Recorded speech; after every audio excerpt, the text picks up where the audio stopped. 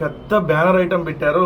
అంచనాలకు మించి జీఎస్టీ వసూళ్లు వచ్చేస్తున్నాయి, చాలా అద్భుతంగా ఉంది ఆంధ్రప్రదేశ్ రాష్ట్రం అని చెప్పి హెడ్డింగ్ పెట్టి తొలి 4 నెలల్లోనే 61% వచ్చేసింది. మొత్తం రెవెన్యూ రాబడి 49,000 కోట్లు అని చెప్పి కాగ్ ఇచ్చినటువంటి నివేదికని 4 నెలలకు సంబంధించి ఇచ్చారు. జీఎస్టీ వసూళ్లు పెరగాలని చెప్పి నిజంగా మనస్ఫూర్తిగా కోరుకోవాలి. మనం జీఎస్టీపీ వృద్ధి రేటు పెరగాలని మనస్ఫూర్తిగా కోరుకోవాలి. ప్రజల మీద పన్నుల భారం పడకుండా ఉండాలని మనస్ఫూర్తిగా కోరుకోవాలి. ఎక్కువ అప్పులు చేయకుండా ఉండాలని మనస్ఫూర్తిగా కోరుకోవాలి. కానీ వీళ్ళు రాసినటువంటి వార్తలోనే ఎలా ఆంధ్రప్రదేశ్ రాష్ట్రాన్ని సర్వనాశనం చేస్తూ ఉన్నారు, నిజంగా వీళ్ళు కూటమి ప్రభుత్వంలో ఉండి కూడా రాష్ట్రానికి మేలు జరగట్లేదు అనేది లోపలికి వెళ్తే మీకు క్లియర్గా అర్థమైంది. ఎందుకంటే జీఎస్టీ ఎప్పుడు పెరుగుతుంది? సంక్షేమ పథకాలని అమలు చేస్తూ పేదల చేతిలో నగదు ఉంటే ఆ నగదు అక్కడ రొటేషన్ అవుతుంది కాబట్టి జీఎస్టీ వసూలు పెరుగుతాయి. ఇప్పుడు మొన్న అన్నదాత సుఖీభావ కింద ఒక 5,000 వేశారు. అదే ఒక 7 లక్షల మంది కోత వేసిన, ఇది 20,000 ఇవ్వాల్సిన దాంట్లో.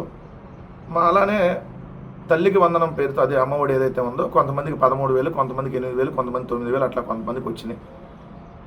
సో అక్కడ అందుకని జీఎస్టీ వసూలు ఆటోమేటిక్గా పెరిగినాయి. కానీ అసలు ఇక్కడ విషయం ఏంటి?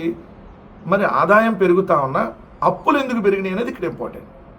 ఇక్కడ రాసినప్పుడు చూడండి, వాళ్ళు 4 నెలల్లో 49,198 కోట్ల మేర ప్రభుత్వం అప్పులు చేసింది.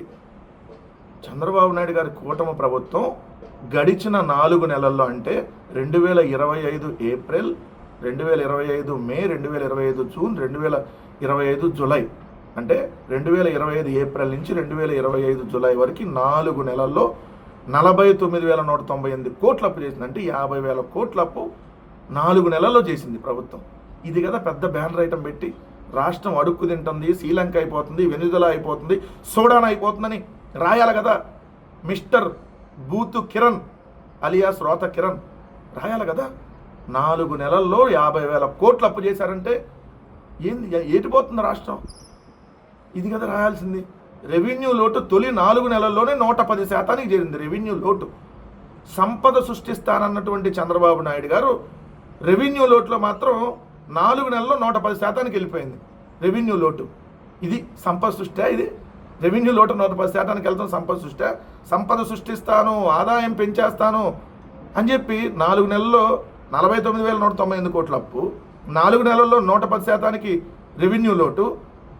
మీరు కేంద్ర ప్రభుత్వంలో ఉండి కేంద్రం సాయం 32,284 కోట్లు అంచనా వేస్తే 12 నెలలకు గాను ఇప్పుడు కేవలం 2,198 కోట్లు వచ్చినాయంట 4 నెలల్లో. 12 నెలల్లో 32,000 కోట్లు రావాల్సింది 2,000 కోట్లు వచ్చినాయి. మరి కేంద్రంలో ఉండి మీరు ఎందుకు గుడ్డిగాడికి పళ్ళు తవ్వటానిక? పన్నేతర రాబడి 19,000 కోట్లు వస్తుందని అంచనా వేస్తే 1,800 కోట్లు వచ్చిందంట. 19,000 కోట్లు ఎక్కడ, 1,800 కోట్లు ఎక్కడ? ఇవి కదా మెయిన్ హైలైట్ చేయాల్సినటువంటి పాయింట్లు. రాష్ట్రాన్ని సర్వనాశనం చేస్తూ ఉన్నారు అప్పులు చేసి. 4 నెలల్లో 50,000 కోట్లు అప్ప 4 నెలల్లో అంటే దాదాపు సంవత్సరానికి 1,500 కోట్ల పైన అప్పు చేస్తారనే దానికి అర్థం. రాష్ట్రాన్ని నాశనం చేసేస్తా ఉన్నాడు చంద్రబాబు నాయుడు అనేది క్లియర్.